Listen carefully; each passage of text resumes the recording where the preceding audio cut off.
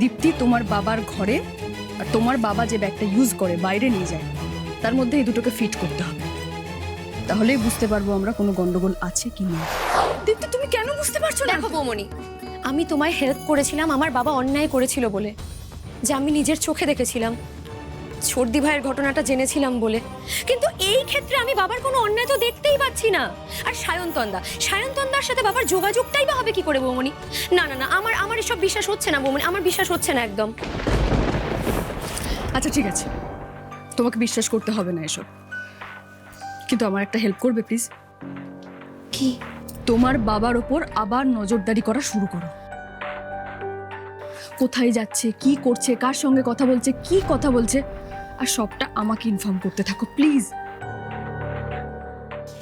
দীপ্তি, তুমি নিজে ভালো করে নজরদারি শুরু করো, তুমি নিজেই বুঝতে পারবে আমি ঠিক বলছি না ভুল বলছি।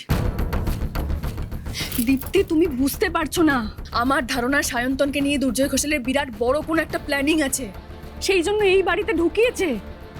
আর আমি তোমাকে বলছি এই প্ল্যানিংটাতে আমরা সবাই বিপদে পড়ব, সবাই।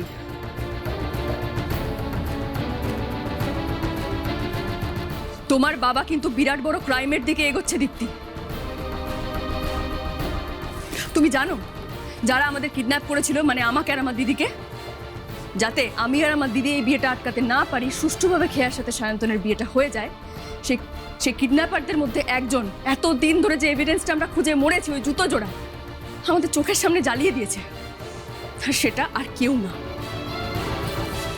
তোমার বাবা দুর্জয় ঘোষাল। কি বলছো বৌমনি? বাবা?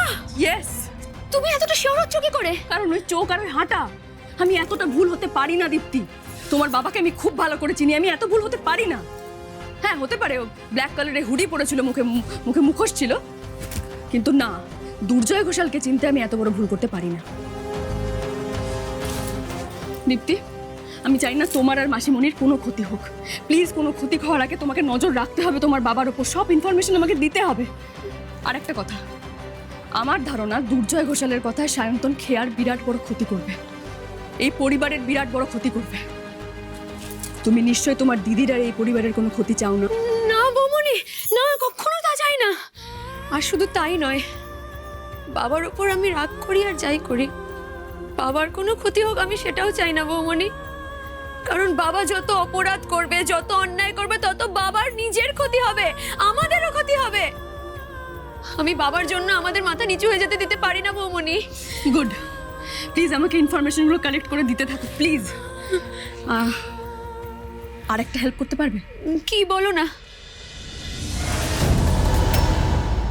এটা কি বৌমনি? রেকর্ডার। দীপ্তি তোমার বাবার ঘরে আর তোমার বাবা যে ব্যাগটা ইউজ করে বাইরে নিয়ে যায় তার মধ্যে এই দুটোকে ফিট করতে হবে। তাহলেই বুঝতে পারবো আমরা কোনো গন্ডগোল আছে কি নেই। দীপ্তি, এই কাজটা কিন্তু ইমিডিয়েটলি আমাদের করতে হবে, না হলে আমরা সবাই সমস্যায় পড়বো, সবাই। বৌমনি, আমি সত্যিই জানি না যে আমি এবার সফল হব কিনা, আসলেই আমার বাবা কিছু করেছে কিনা। তবে যখন তুমি বলছো আমি নিশ্চয়ই দেখব। Thank you.